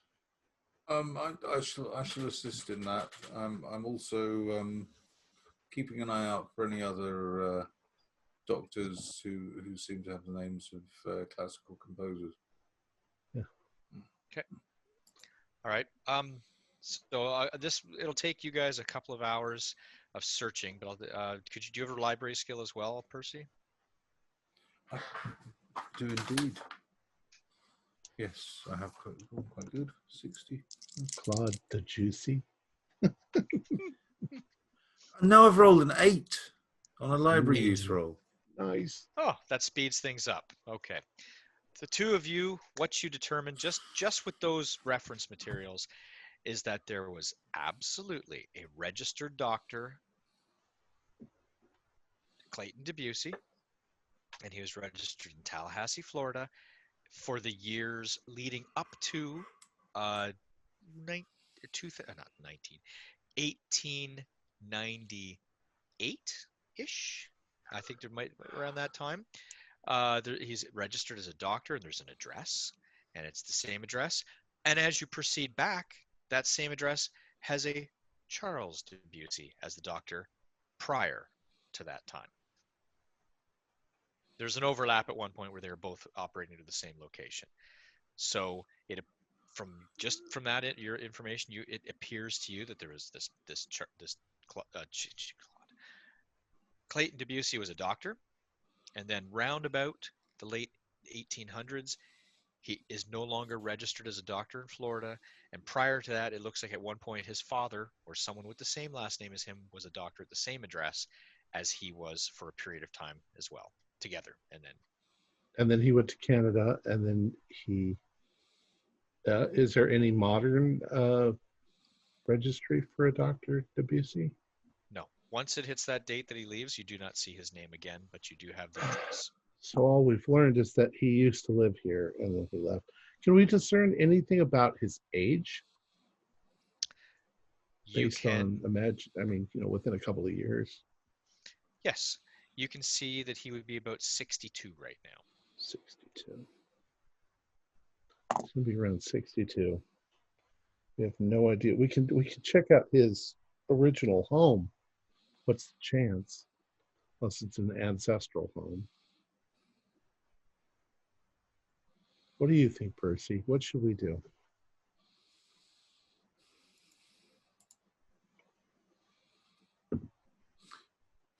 Well, we need to know. We need something more definite, I think.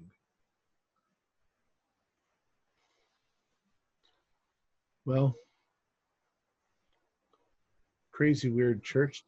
Debussy has the last artifact. And the last artifact creates charisma, according to Adam Deersworth. What if he's become some sort of a crazy preacher? And that he's, maybe his original intentions were good, but now he's got this artifact and he's using it to his advantage. Well, perhaps if we looked at the newspapers, they might give reports of tent shows and revivals, the revivals and that sort of thing. That that could be going on in the immediate area. Although, my goodness, I imagine there are probably, pardon me, quite a lot of them. Yeah. In this neck of the woods. But I think the best place to start would probably be the local newspapers. All right, And let's they're do that. liable to Well, we carry probably have some newspapers here. Yes. Yes. Excuse me, do you have a newspaper section here? She says, "Oh yes, yes. So we have a whole section of newspapers back to the late 1800s. Like she's got Oh. about 40 years worth of newspapers and clippings, and they've been bound, and there's a whole room full of them off to the side. She don't, but anyway, I'll have to. This has been a couple of hours. I'll switch back to the other team right Okay. now. So John and Stanley and Jimmy, you've arrived at this. You did a little bit of calling first. I'm assuming from a phone booth or something. You Yeah. do find a relatively close by the off college from the main campus where they do metallurgical studies. Cool. All right. Walk in. You're in. Before you walk in, do we have any kind of Not backstory how we're going to explain this? I've been thinking on that. I think we could. I think I can pull this off. Okay. All right. I mean, it's a busy campus. There's still students milling about. It's outside of regular school time, but there's still students working and things like that, doing research. You go in. There's the standard metallurgical labs. There are teachers' desks and teachers and wandering around. You can't really tell who's a teacher and who's an undergrad. And it's just there are a few older-looking fellows though with spectacles, bit of a growth. And I would have stopped at whatever would have constituted the front desk. mhm. Well, there's a room with a young woman sitting at it off to the side of the main door. There's no actual front desk lobby kind of thing in Okay. this building. Kind of receptionist-y. Secretary-ish looking. Okay. Can I help you? Hi. Yeah. I called on the phone. I had the the odd mineral sample that we needed to look at.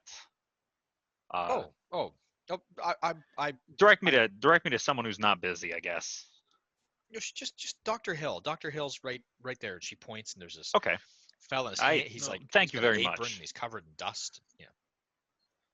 He's sort of talking to some student, pointing something, sending him off to go get something for him. All right. Yeah, I'll walk up to him. Can I help you? Yes. Hi, Dr. Hill. Yes, Dr. Hill. Yeah.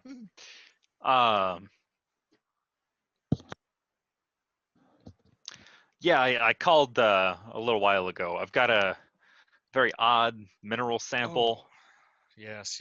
Are you from the government? Is that your state authorities or something, or what's? Is No, this different? no, nothing like that. Just some kids dug up or claim to have dug up an artifact. The museums have looked at it. They claim it's fake. They called me up to get a look at it, see what material it's made out of, to confirm their suspicions. I'm running labs right now. What's your name again? I'm sorry. What? Barkowitz. Berkowitz. Stanley. Yeah. I've done some Okay. geology work for mining companies and such. So Okay. I'm who they had on hand. Oh, well, okay. Where did you get your degree? That would have been Boston.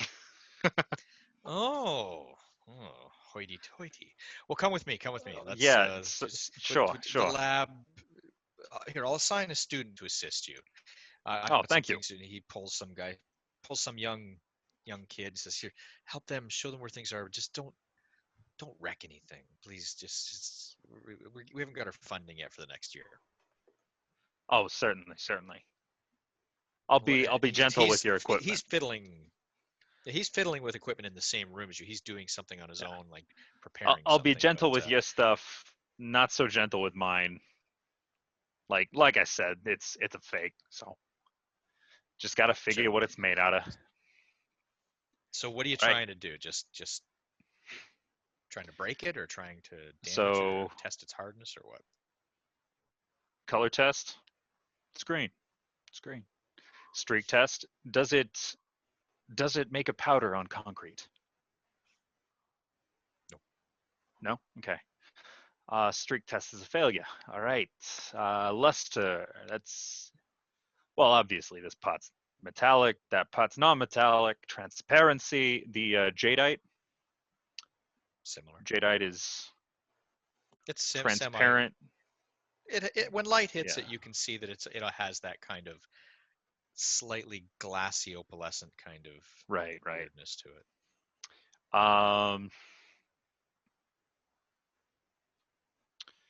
Let's see. Hey, Doctor walks over. is he that says, is that a magnet? You got a magnet over there? Here, hand me that. Thank you. Yep. What's the student's name? What's your name, kid? Davis. Oh, nice to meet you, Davis. Nice to meet you. Is it magnetic? Magnet sticks right to it. Like you don't even let go of the magnet. Like, so you don't even have an opportunity to touch it. To the quote unquote jadeite part. Yep. Ooh. Well, that's interesting. So that's a plus. And it's difficult to remove. It's like not standard. It's difficult. Okay. The doctor hears the clank and he comes over. He says, "What have you got there? What is this?" Well, we're trying to figure that out. Well, he's very interested now, and he pries off the magnet himself, and he says, "Just a second." He gets a little. He says, You got a Mohs test kit over there? Yes, of course. He pulls. Yeah, let's do that. I know it's hotter than carbon steel. So. Well, he starts assisting you, and let's fast forward. He's flabbergasted. This is not something. Where did you get? And he's like, but broken sentences, broken words. Some twit kids say they dug this up in the Appalachians somewhere. So. He's muttering, and he's like, this is impossible. He's utterly flabbergasted by it. Essentially, telling me you don't know any more than you came in, except it's really hard. Some kind of metal component, some kind of jadeite type top. What did the acid test do? Nothing. Just okay. Completely non-reactive with the acid. Non-reactive. Yep. However, make a spot hidden. Spot hidden. That is a very lucky tilted die. The one, my D10 with the actual 10s on it rolled off and was tilted. It was a 90. So when I picked it up and rolled it again, or it was a 9. 10. Yeah. We'll give you the 10. So now 15 for spot hidden. You're watching it intently as Goofy. you're doing all these tests.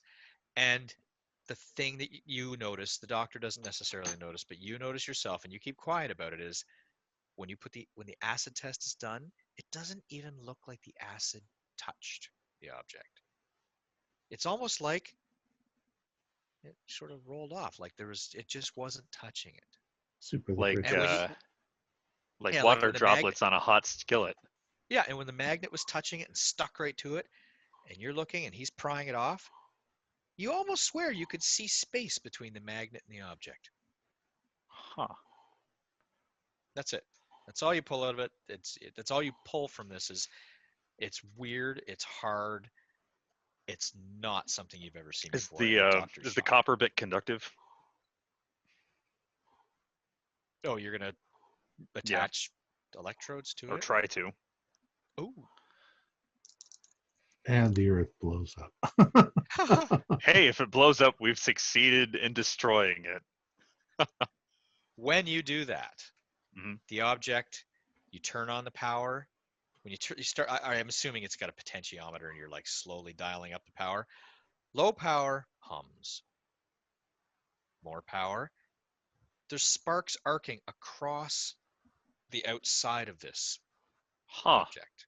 Not it's not conducting. It's like it's arcing around it. And you dial it up a little more, thinking, "I'll see where this can go." And the electrodes pop off of it, and it goes, poof, shoots across the room, smashes into a table, and breaks the guy's coffee cup like a bar of soap. And he jumps back. He goes, "What Huh. the hell have you brought into my lab?" That is a good question. That is a good question, Doc. We should call the dean about this. We should bring the dean in. This is amazing. This is a find of the century. And he says, just Potentially. stay here. And he says, stay here. We'll go get the dean. And he says, Davis, you go to the lounge. I'll go to the faculty offices. And they both take off. And they say, stay here. And they vanish. John, Jimmy, do we have to book it? Do We we? might have to book it. All right, well, let's book it then. All right. You're out the door. You're at the car. Not a problem. Okay. Why did you Wh- use Yeah, your this real place name? sucks anyway. Let's go to Sears. With the rock. With the rock, yes. I was going to ask you if you took it with you. Okay. So let's just assume you're back in the car. Where are you heading? Are you heading Gotta to the stop it. library or somewhere? Do Gotta we stop at know a store somewhere. what Okay. A department store. I need to pick He's gonna something come up. back and pick us up too. yeah. Okay. What you thinking, John? Hmm? What are you thinking of picking up? A shotgun. Did you hear the story Jimmy told us on the way over here about them breaking into their room last night? Oh yeah. Yeah, that's okay, Said they'll yeah, be yeah, back. shotgun sounds appropriate. And why did you use your real name? Heat of the moment. Maybe That's right. they had I'm heard using of his me. name too. My pseudonym is Jimmy Berkowitz. Fair. God, my wife's gonna kill me. Twice. All right. Yeah, fuck her. You don't have to go home. Get a new You wife. don't know my wife. Get a new wife. It's 1929. You can buy one online. Wait, not online. But the out of a magazine. Okay. Grocery department store, easy enough for you to find. They're all over there's stores. I mean, you're in the main part of the city. It's not like you're lacking for any ability to find any places you want to go to. So go to there. But I'll flip back to the other guys. What are you guys doing now in the library? You're looking at newspapers? We're looking at newspapers to see if we can see any local crazy evangelical revival things that are going on that are bizarrely popular. Oh, I was going to ask the librarian. Ma'am, are you a church-going woman? Do you? Oh, I have been, but not Christmas and Easter and. So you haven't heard like of any big revivals going on lately?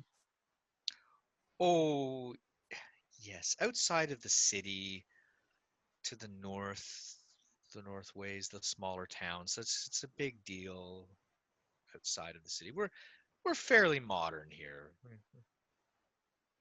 This part of All right. the schools and such. But yeah, so we're all good Christians, but the revivalists they tend to be on more of the outskirts of the city. I see. All right, thank you. And then we'll look through the Yeah. How far back are you going? Like, are you looking nowadays? I don't care about what happened 100 years ago. I want to know what happens right now out there. If the preacher's out Yeah, there like doing looking this. at the last few days or something. All right. See if we see a growing congregation of new believers. Yeah, well, now back then, right up until the 80s, newspapers did tend, full well, the Sunday newspapers did tend to have a big section about church gatherings and things like that. There's always a church news section of the newspaper. I'll make a library roll again just to make it fair that you don't accidentally burn the place down. 03.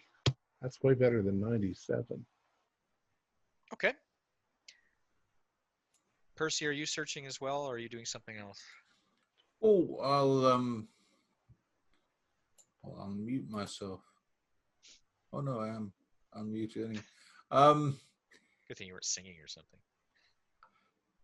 I will help him do what he is doing, Thank you. Okay. and Thank I will do you. so with a warm and pleasant smile upon my face, and a hey ho the nonio in my heart.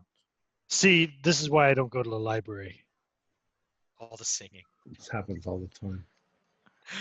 Okay, your efforts, you double on his efforts, and well, he's extremely successful in what he found. You are very good, and Oh. you're looking around, you're looking some more, and you're flipping and flopping between newspapers and such. And Dr. Brody, you find exactly what you do find that there has been a church movement. The largest revivalist movement in many years is occurring north of the city, generally in the vicinity of a town called Tilson. Tilson, it's sort of southwest of Fargo, Georgia, on the border between Georgia and Florida, and it is it's the history of it. You've got some people who are saying, "Oh, they're taking members away from the traditional churches," and then the usual. It's a big revivalist movement. There's a lot of members, and the leader of the movement is a man, and he's been around for a number of years, a former resident of Oklahoma, it claims, and his name is Daniel.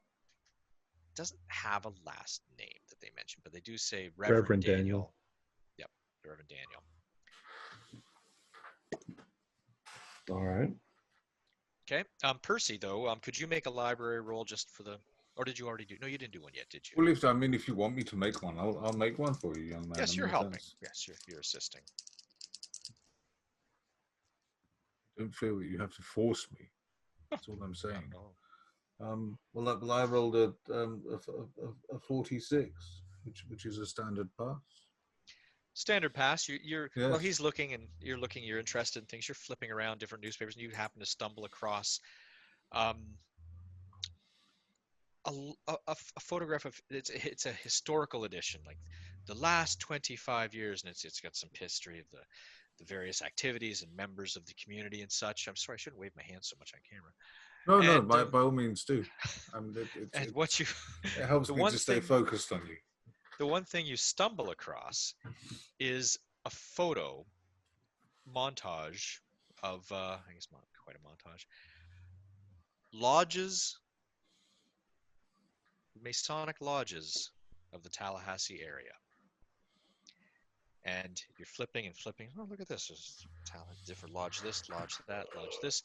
And the one thing that stands out is a photograph of the founder of Lodge 2271, Tallahassee.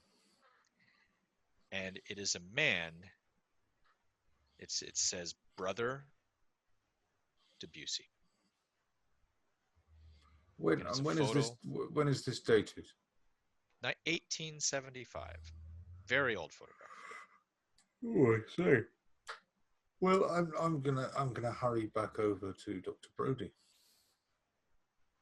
I mean, hurrying is a relative term, but look, I don't know if this is of any interest to you, Doctor, but I've just come across this. This claims to be a photograph of a Dr. Debussy.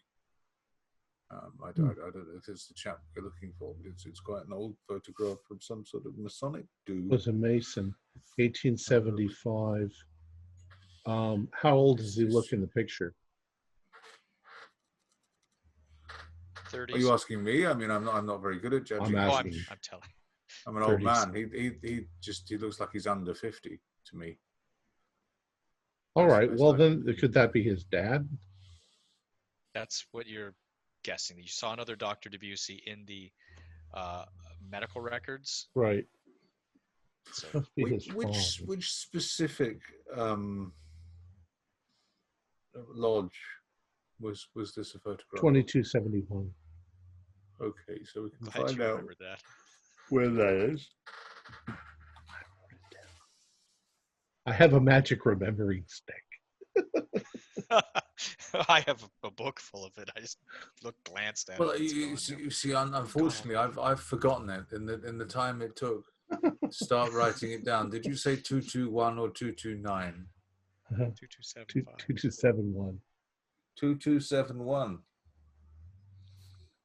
See, I still haven't looked at my notes. I'm just trying to remember. I lost it in the 30 seconds since you said it again. 2271. Yes, it is Tallahassee Lodge 2271. 7-1. All right. And I've had a thing on a big revival that's growing, a Reverend Daniel. That's all that it says is Reverend Daniel. I don't know if that's him or not, but we could certainly find out. And now we know we've got this guy's picture. That's Daddy. We know what Clayton looks like. That's Son. So we're looking for a 62-year-old man who looks kind of like Daddy and kind of like Son.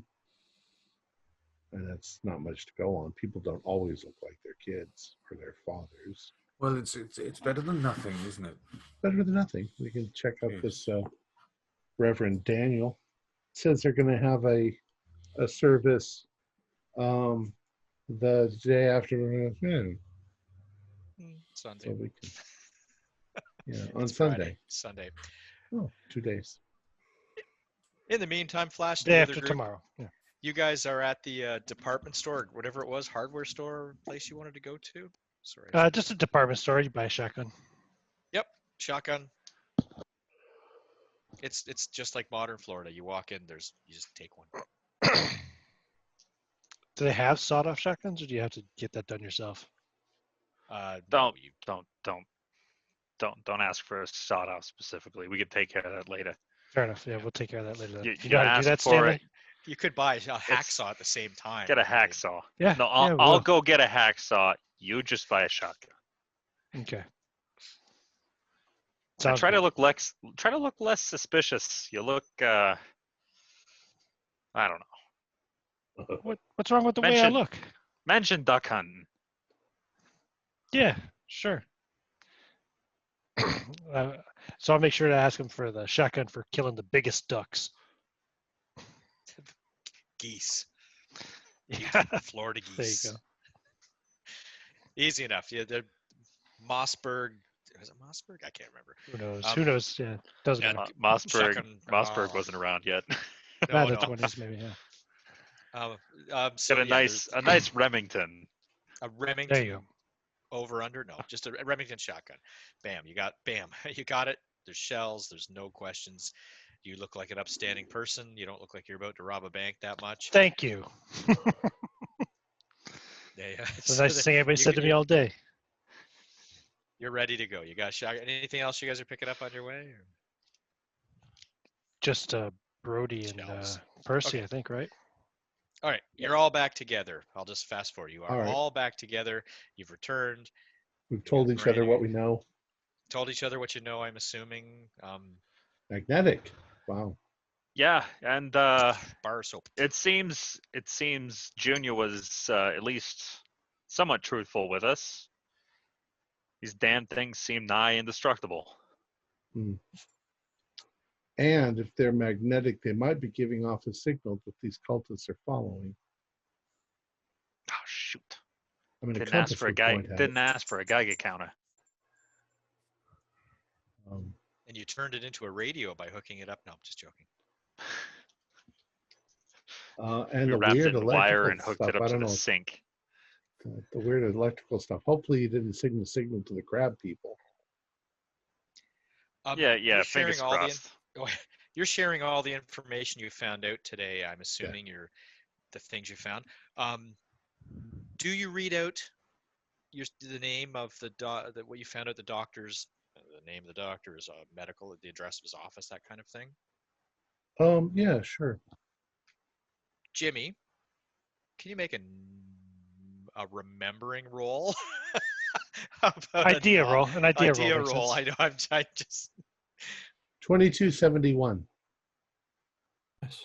Oh no, I mean of the that's the lodge. Oh yes, that's the lodge number. Jimmy, how'd you do? Pass. Pass. This number address sounds very familiar to you. Something that you have recently read. I'll just say that. I just take out my scrap piece of paper that I stuck in my pocket. Say, Yep. Does it match that? It matches that, yes. What's that, Jimmy? I just looked them up in the phone book. It's the same address. This is M. Mhm. Debussy. Must be his house. So maybe Well, he let's got go. rolled. Might as well. Yeah, let's see. We've also got this Reverend Daniel. Maybe we find out where he lives. Might be the same place. Yeah. Well, What are we going to do if it's him? break in, steal the object. Ask him politely to give us the magic rock so that we can do something horrible with it. That preferably doesn't call down lobsters from space. That's not a bad idea, except that it's the command rock. He could immediately tell us to go away and never come back, and we would apparently do it. Well, we don't want to. Yeah, we don't want to show all of our cards. You know what I mean? Well, you know what? I think all we need to do is get a good look at him and see if he matches the pictures, and then we can talk about breaking into his house. Yeah, I'll need some time to scope it out anyway. I need to see what Yeah. kind of windows he's got, all that stuff. You know. Maybe not even talk to him. I mean, except with inane stuff. You know. All right, let's do it. So you're going to the house? Is that your plan? Mm-hmm. Go to the house or go to the church? Or, well, I guess we can just go to the house. Church service is in 2 days. Church service isn't until Right. Sunday. Today's Friday. Does somebody want to pretend to be like a salesman? Or, well, we don't have anything to sell. Head trauma. Census 2 taker? rocks. I could walk up and try and sell him medicinal sell head him. trauma. Try to sell him a magical rock. You could sell them some of your Ayurvedic health preparations. Okay. Don't Well, have it's any. just a thought. I mean, do they not start teaching you to make them straight away, or We could pretend to be Jehovah's Witnesses, but they exist yet. I feel like that's a good way to get shot. Yeah. It's an easy place to find. It's in a subdivision. Well, not a subdivision. It's a part of the city that is an older part of the city, and I'm assuming you're going to do a drive-by. You're going to park near and take a look. And as you do, sorry, I'm fast-forwarding you a little bit here, but you drive and you see a house, and it's a house that has like an addition built onto the side of it, and there's a sign out front. And the sign is all weather beaten and the paint is chipping, and you can just barely make out Doctors C and D Debussy. Daniel, you see. Maybe.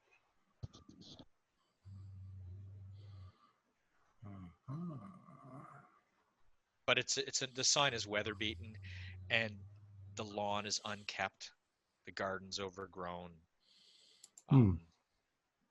There's no car. There's no car. Does it look like anyone's home? I mean, it's the middle of the day. You can't really see, but the blinds are open. You can, if you sit long enough, you see someone pass by a window. Could walk up and ask if tell him that I'm looking for Reverend Daniel.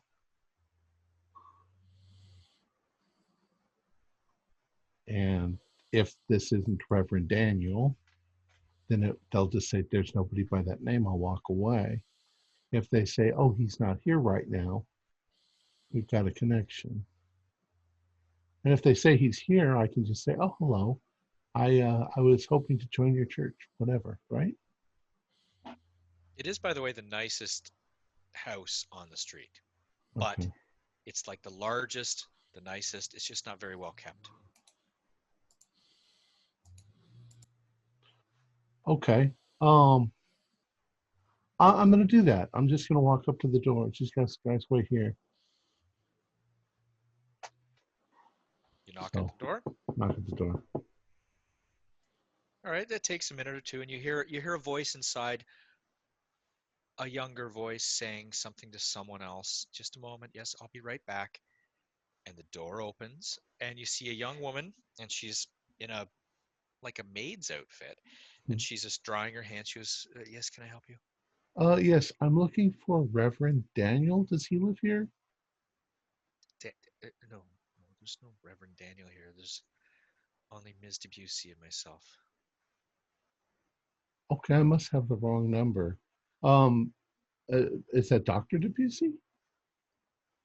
She looks back. She goes, "What's Doctor? Which Doctor Debussy? This Doctor Debussy Senior passed away many years ago, and young Doctor. Don't mention young Doctor Debussy. It Dr. upsets his mother. Dr. Clayton Debussy? What? Don't mention it. Upsets his mother. All right, I can barely hear you. Don't mention. Dr. Debussy Senior passed away many years ago.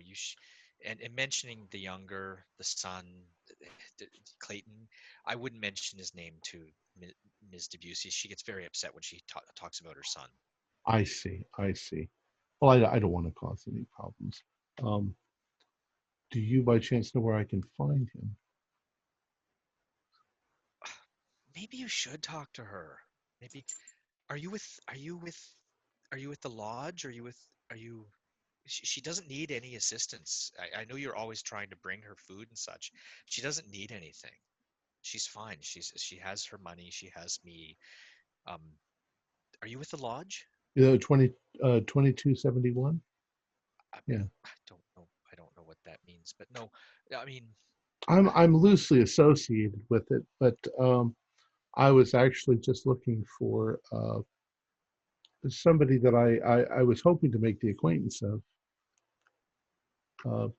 Clayton. But she steps outside and shuts the door. She goes, "Ms. Debussy is the best person to speak to about this, but I will tell you now, she has not seen her son in 25 years.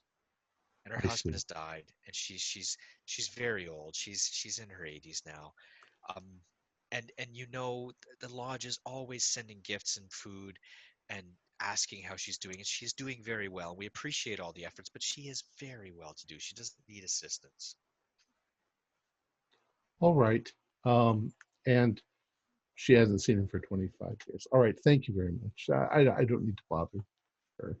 Thank you. And Mhm. we appreciate the gifts. But you don't need to send anything.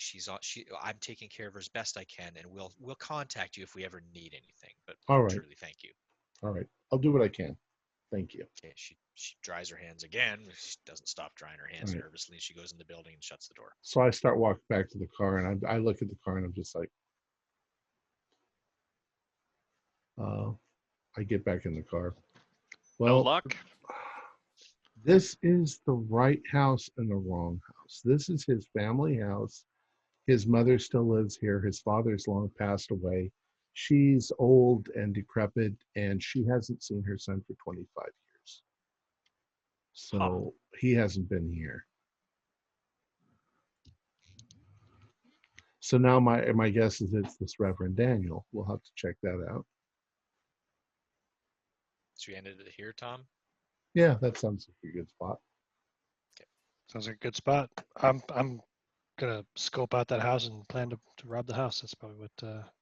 Well, I'm not sure that I would. They're there. Maybe wherever the Reverend is now living is the place. They might not, but never hurts to look through there, see if you find anything. Maybe. Our players included Jeff Wilkins, Mick Swan, Ian Christensen, Brian Daly, and myself, with Sean Little as the Keeper of the Secrets. We're currently playing 4 times a week, and we post on YouTube within a couple days of each episode. We also post the audio versions on iTunes and Podbean. We do not monetize our shows. The only shows that have ads are because we occasionally use copyrighted music. The music owners get the cash, we don't. Our costs are almost entirely covered by our patrons. What's not covered comes out of our own pockets. By pledging just a few dollars a few dollars a month, you're directly helping us defray costs and improve our show. Tonight, we would like to mention a longtime patron.